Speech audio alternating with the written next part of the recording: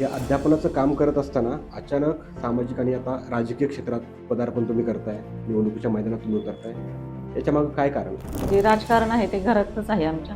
आता ही जी लोणी काळभोर जिल्हा परिषद गट आहे, प्रामुख्यानं तुम्हाला इथं काय समस्या जाणवतात? ट्रॅफिक मी स्वतः 12 वर्ष प्रवास केल्यामुळे मला माहिती की ट्रॅफिकची समस्या काय असते की शिक्षिका म्हणून तुम्हाला शिक्षण क्षेत्रात कोणती एक अशी समस्या जाणवली, तुमच्या समोर आली की ती सुटली पाहिजे, त्यासाठी तुम्ही काम करा? विद्यार्थी शिकला तर त्यांचं कुटुंब सुधारणारे, गाव सुधारणारे, राज्य सुधारणारे. हे शेतकऱ्यांना माहिती नाहीये किंवा माहिती असेल तरी ते किंमत जास्त असल्यामुळे ते घेऊ शकत नाहीये. शेतकऱ्यांच्या ज्या समस्या आहेत त्या जाणून घेऊन आपण त्याच्यावर उपाययोजना करू शकतो. बचत गटाचा जो पैसा आहे तो जे सर्व खातेदार आहेत त्यांना प्रत्येकाला तर भेटतो. जरी शिकलेला माणूस असेल किंवा मुलगा असेल तो घरी न बसता तो त्याच्या स्वतःच्या पायावर उभं राहून स्वतःचं कुटुंब तरी सांभाळू शकेल.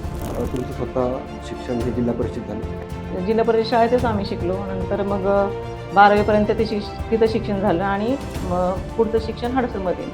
मिड डे मील आहे, त्यामध्ये सुद्धा भ्रष्टाचार होतो. हो, कधी कधी मुलांना आठवड्यात एकदा दोनदा बॉईल अंडं दिलं तर काय फरक पडणार आहे. म्हणजे त्यांचं जे काय असतं, जर पोटात असेल तर मुलांचं शिक्षणाकडे पण लक्ष लागतं. आरोग्य केंद्र आहे आमच्या इथे, पण जे शुल्क घेत आहेत ते पण नाही घेतलं पाहिजे त्यांनी, जे 5-6 रुपये जे आहेत. तुम्हाला या लोकांनी, जनतेने, मतदार वर्गाने, मतदार राजाने तुम्हाला का निवडून द्यावं? माझ्या विश्वास ठेवा, तुमची कामं नक्की करण्याचा प्रयत्न करणार मी. नमस्कार, मी संतोष मुंडे. तुम्ही पाहताय पब्लिक अड्डा. मित्रांनो, राज्यभरात सध्या स्थानिक स्वराज्य संस्थांच्या निवडणुकांची रणधुमाळी सुरू आहे. या पार्श्वभूमीवर लोणी काळभोर जिल्हा परिषद गटातून इच्छुक उमेदवार शीतल कांबळे यांच्याशी आपण खास बातचीत करणार आहोत. ताई, तुमचं खूप स्वागत आहे पब्लिक अड्डामध्ये. माझा या मुलाखतीला सुरुवात करतानाच तुम्हाला एक पहिला प्रश्न आहे की तुम्ही 12 वर्ष अध्यापनाचं काम केलेलं आहे. या अध्यापनाचं काम करत असताना अचानक सामाजिक आणि आता राजकीय क्षेत्रात पदार्पण तुम्ही करताय, निवडणुकीच्या मैदानात तुम्ही उतरताय. याच्यामागं काय कारण? 12 वर्ष मी काम केलं, पण आता गृहिणी म्हणून घरातलं बघते. पण जे राजकारण आहे ते घरातच आहे आमच्या. आमच्या मोठ्या बहिणी नंदाताई शेलार त्यापूर्वी जिल्हा परिषद सदस्य होत्या आणि त्यांचा मुलगा चंद्र शेलार ते लोणी ग्रामपंचायतचे सरपंच होते. आणि आमचे जे सासरे आहेत प्रल्हाद सीताराम कांबळे ते त्यांचे समाजकार्य चालू असतं. आणि आमचे मिस्टर असतील ॲडव्होकेट सुजित कांबळे, ते वकील आहे, ते त्यांच्या कामातनं समाजकार्य करत असतात. त्यांच्याकडे बघून मला पण असं वाटतं की आपण पण समाजासाठी काहीतरी केलं पाहिजे. या इच्छेने मी जिल्हा परिषदेसाठी निवडणुकीसाठी उभी आहे. बरं, आता ही जी लोणी काळभोर जिल्हा परिषद गट आहे, प्रामुख्यानं तुम्हाला इथं काय समस्या जाणवतात?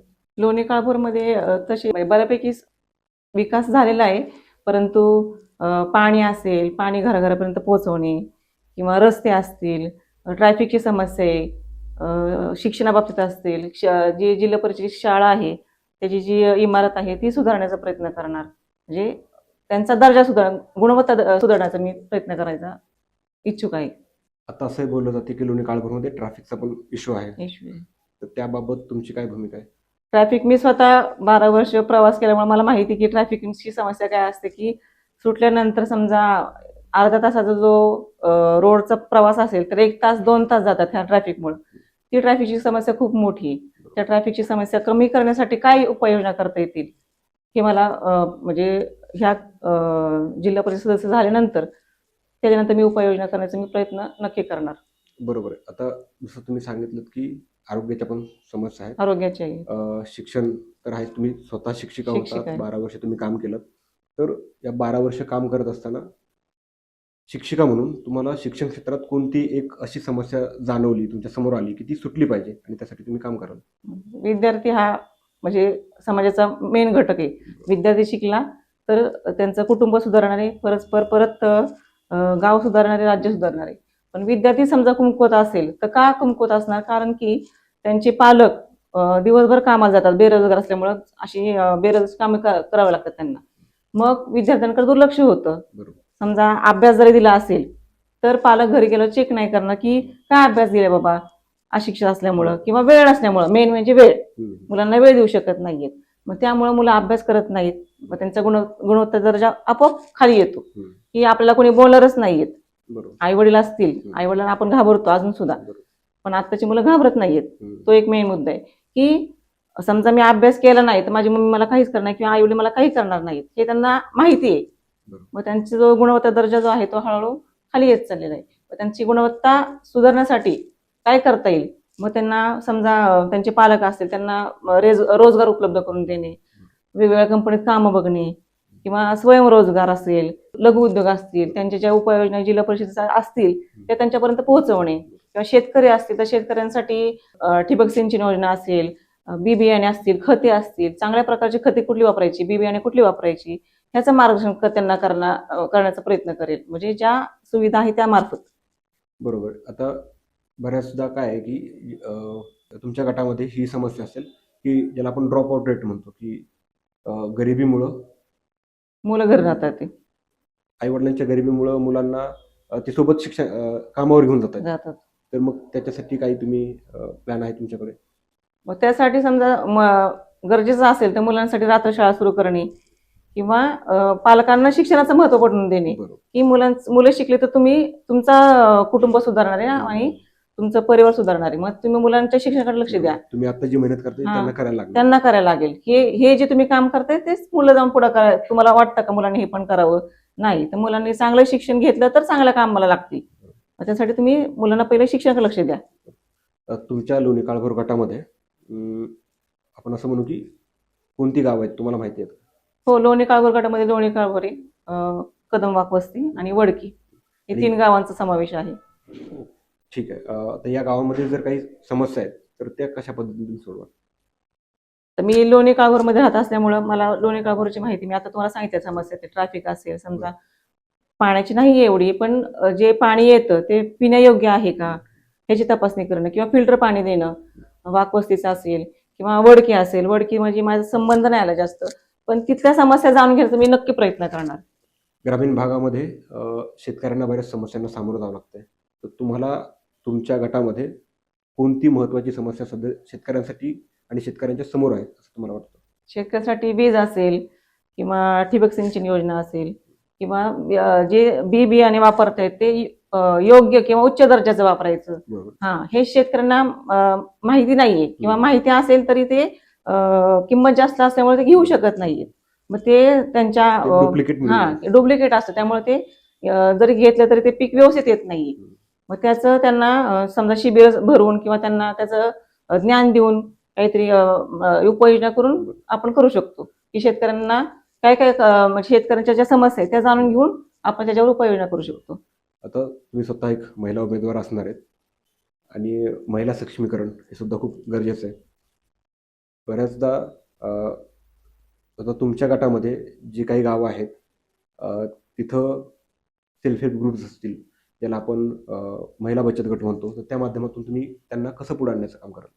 महिला बचत गट जे आहेत ते बचत गट काय करतात, की फक्त कर्ज कशासाठी घेतात, की मागचे जे कर्ज आहे ते कमी करण्यासाठी, किंवा जे आम्ही मागचं कर्ज उचलले ते कमी करण्यासाठी बचत गटाचा उपयोग. तसं नाही केलं पाहिजे. बचत गटाचा जो पैसा आहे तो जे सर्व खातेदार आहेत त्यांना प्रत्येकाला तर भेटतो, पण त्यातून कुटीर उद्योग किंवा स्वयंरोजगार उपलब्ध करण्याचा मी प्रयत्न करेल. तुमच्या भागामध्ये तुमच्या जिल्हा परिषद गटामध्ये युवकांच्या रोजगाराची समस्या असेल तर त्याबाबत तुमची काय भूमिका असणार आहे? युवकांचा रोजगार म्हणजे युवक शिकलेले आहेत पण त्यांना आता नोकऱ्या नाहीयेत. मग नोकऱ्या उपलब्ध करून देण्यासाठी ज्या कंपन्या असतील किंवा स्वयंरोजगार असेल, स्वयंरोजगारासाठी जिल्हा परिषदेला कुठल्या कुठल्या निधी भेटतोय त्या जाणून घेऊन त्यांच्यापर्यंत पोहोचवण्याचा प्रयत्न करेल, की जेणेकरून जरी शिकलेला माणूस असेल किंवा मुलगा असेल तो घरी न बसता तो त्याच्या स्वतःच्या पायावर उभं राहून स्वतःचं कुटुंब तरी सांभाळू शकेल, या पद्धतीचे त्याला मार्गदर्शन करण्याचा प्रयत्न करेन. तुम्ही सांगितलं की तुम्ही 12 वर्ष शिक्षक म्हणून काम केलेलं आहे.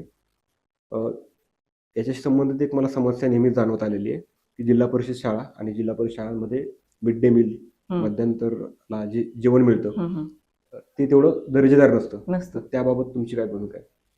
मेन म्हणजे आता प्रत्येकाची परिस्थिती जरी गरीब जरी असेल तरी पालकांचं काय असतं, की माझा मुलगा इंग्लिश मिडियमला जायला पाहिजे. का तर जो मराठी शाळेचा जो दर्जा आहे थोडासा त्यांना असं वाटतं कमी, पण तसं नाहीये. तुम्ही मराठी शाळेमध्ये पण जाऊन बघा की त्यांचं शिक्षण दर्जेदारच असतं, पण जे डिजिटल शिक्षण जे आहे ते तिथपर्यंत नाही जाते.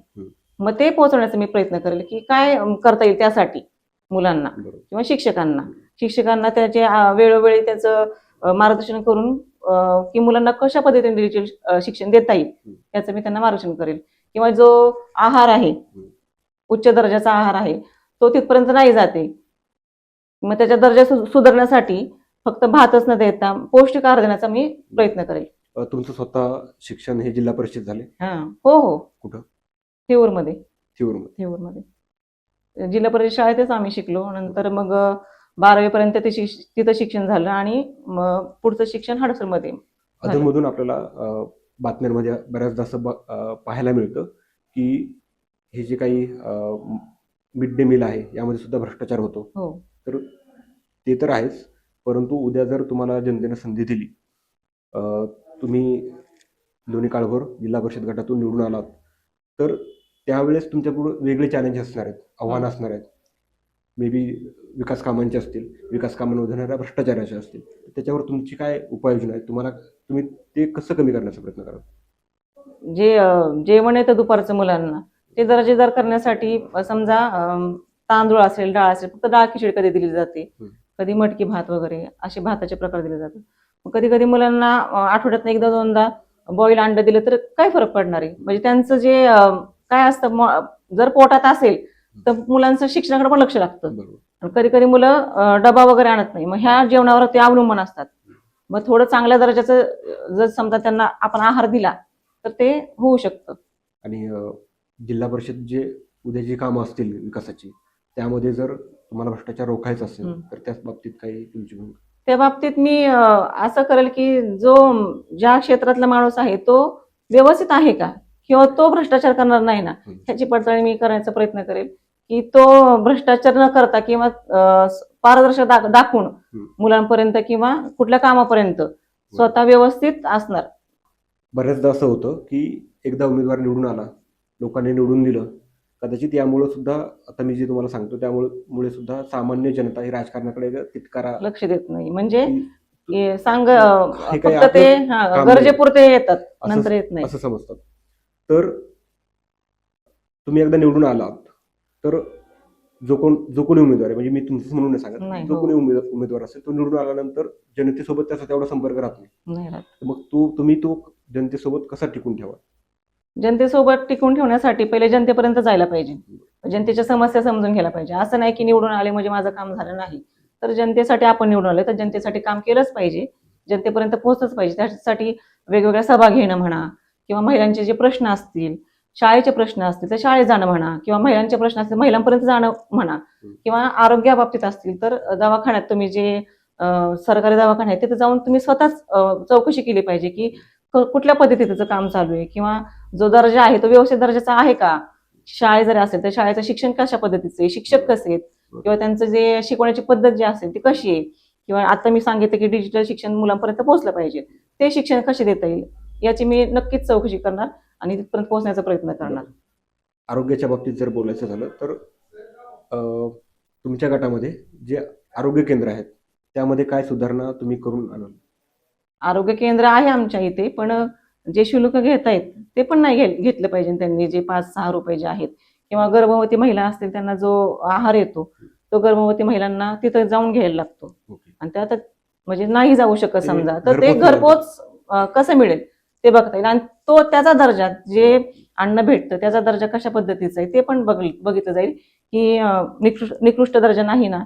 समजा देताय तुम्ही तेल देताय, मीठ देताय, कुठली नाचणी सत्व असेल वगैरे, पण दर्जा त्याचा अतिशय चांगला असला पाहिजे. पण एक गोष्ट मला म्हणजे तुमच्याकडून मला ते उत्तर अपेक्षित आहे की तुम्हाला या लोकांनी, जनतेने, मतदार वर्गाने, मतदार राजाने तुम्हाला का निवडून द्यावं, याच्या बाबतीत मला 3-4 मुद्दे सांगा की या समस्या आहेत आणि या समस्या सोडवण्यासाठी मी काम करणार आहे आणि म्हणून मला निवडून दिलं पाहिजे. बरोबर. मी पहिल्यांदा सांगितलं शिक्षण, आरोग्य, रस्ते असतील आणि महिला सक्षमीकरण किंवा शेती, हे जे 5 मुद्दे आहेत, हे 5 मुद्दे जिल्हा परिषदेमध्ये मेन आहेत की जिल्हा परिषद यासाठी काम करतं किंवा हे केलंच पाहिजे त्यांनी. हे जे गाव, जी पातळी आहे ही जिल्हा परिषदेवर अवलंबून असते. मग तुम्ही जर गाव तुम्हाला सुधारायचं असेल तर ह्या 5 गोष्टींकडे लक्ष दिलं पाहिजे. शेती असेल तर शेतकऱ्यांच्या समस्या, आरोग्य असेल तर आरोग्याविषयी समस्या असतील त्या सोडवण्याचा प्रयत्न करेल, शिक्षण असेल तर शिक्षणाचा दर्जा सुधारण्याचा प्रयत्न करणार. म्हणजे ज्या बाबतीत जे आहे की केलं पाहिजे बाबा, हे अनिवार्यच आहे, ती मी नक्की करण्याचा प्रयत्न करणार आहे. आता तुम्ही ही निवडणूक तर लढताच आहात, या निवडणुकीत तुम्ही उतरतच आहात मैदानात. तर जाता जाता आता आपण या निवडणुकीच्या शेवटाकडे आहोत. तर जाता जाता मला सांगा की तुमचा जनतेसाठी शेवटचा संदेश काय असेल? जनतेसाठी एवढाच शेवटचा संदेश आहे, माझ्यावर विश्वास ठेवा. मी अशी नाहीये की तुम्ही मला निवडून दिलं मी पाठ फिरवली, अशी नाहीये. मला माझ्या विश्वास ठेवा. तुमची कामं नक्की करण्याचा प्रयत्न करणार मी. तुमच्या समस्या सोडवण्याचा प्रयत्न करणार, तुमच्यापर्यंत येण्याचा प्रयत्न करणार. असं नाही निवडून दिलं म्हणजे माझं काम झालं, तसं नाही होणार. म्हणजे असं बऱ्याच बाबतीत होतं. आम्ही आता प्रचार नाही करत आहे, पण असं फिरलो 1-2 घरी, तर ते लगेच समस्या सांगायला सुरुवात करतात. कारण की गरीब लोकांसाठी आपणच मेन असतो. जे मध्यमवर्गीय असतील, गरीब लोक असतील, त्यासाठी जिल्हा परिषद आणि पंचायत समिती हा मधला जो दुवा आहे तो मेन असतो. मग आपण त्याच्या समस्या तिथपर्यंत नेणं गरजेचं आहे. आणि आपणच त्यांच्याकडे पाठ फिरवलं तर त्यांच्याकडे बघणार कोण? आपण बघण्यासाठी, त्यांच्या समस्या जाणून घेण्यासाठी आपण तिथपर्यंत पोहोचलं पाहिजे, असं मला वाटतं. म्हणून मला जनतेला एवढंच सांगायचं की माझ्यावर विश्वास ठेवा.